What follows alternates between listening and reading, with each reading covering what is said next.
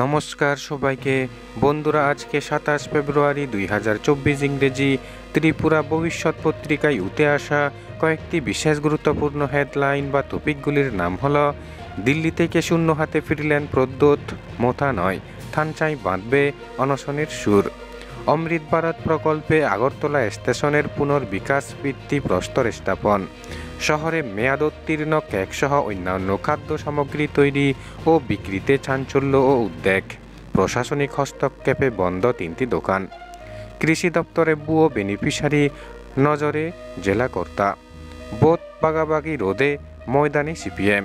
এডিসিতে শিক্ষক যান না স্কুলে, ধরা পড়ল দিল্লির পর্যবেক্ষণে। নজরে লোকসভা পাহাড়ে গেরুয়া জ্বর। যুবকের মৃতদেহ উদ্ধার তেলিয়ামুড়ায়।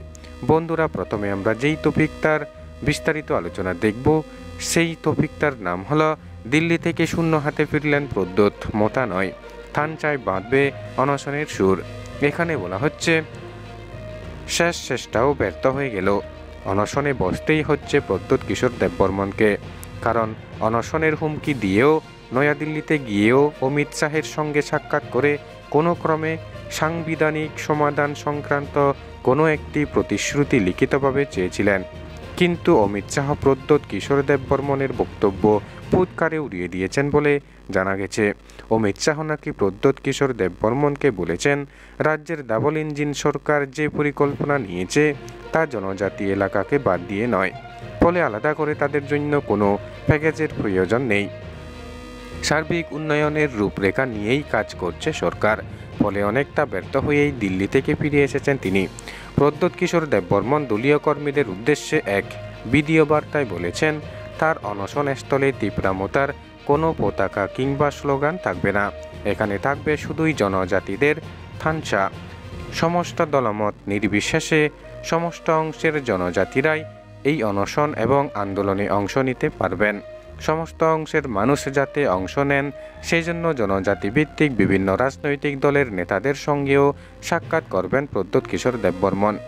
তবে তিনি যে অসুস্থ সে কথা জানিয়ে বলেছেন, জনজাতিদেরকে কিছুই দিতে পারছেন না তিনি, ফলে অসুস্থ শরীরেও তাকে আন্দোলনে বসতে হচ্ছে।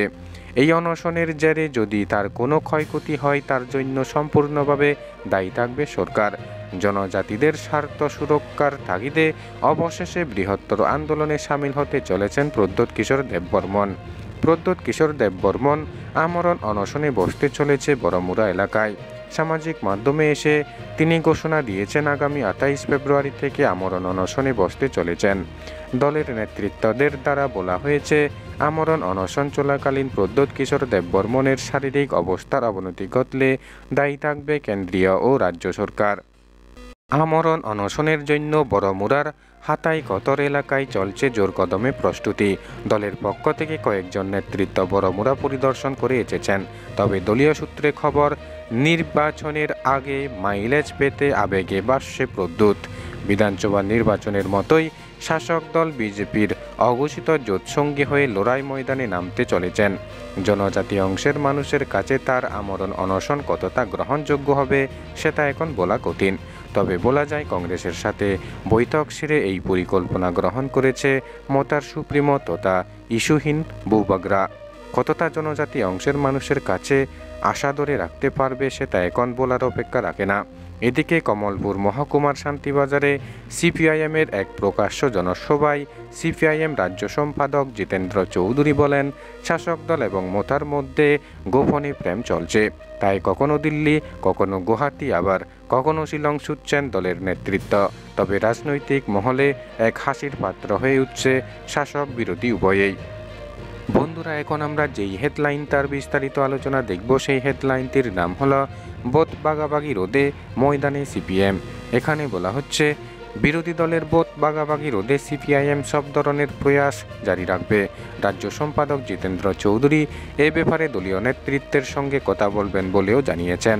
আসন্ন লোকসভা নির্বাচনে সিপিআইএমের পক্ষ থেকে সর্বশক্তি দিয়ে চেষ্টা করা হবে যাতে কোনোভাবেই বিরোধী ভোট রাজ্যে ভাগ না হতে পারে।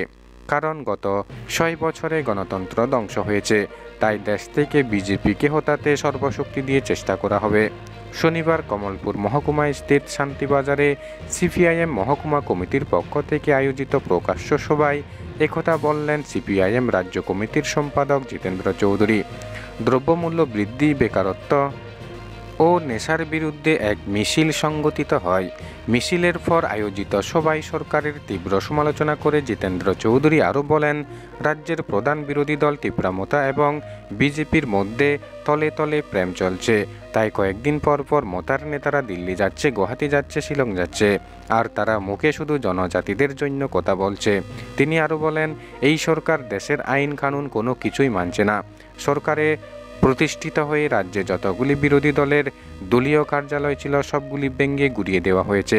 তারপর আবার গত বিধানসভা নির্বাচনের আগে প্রদেশ বিজেপি সভাপতি রাজীব ভট্টাচার্য দাবি করেছিলেন ত্রিপুরায় নাকি বিরোধী দলের দলীয় কার্যালয় ভাঙা হয়নি।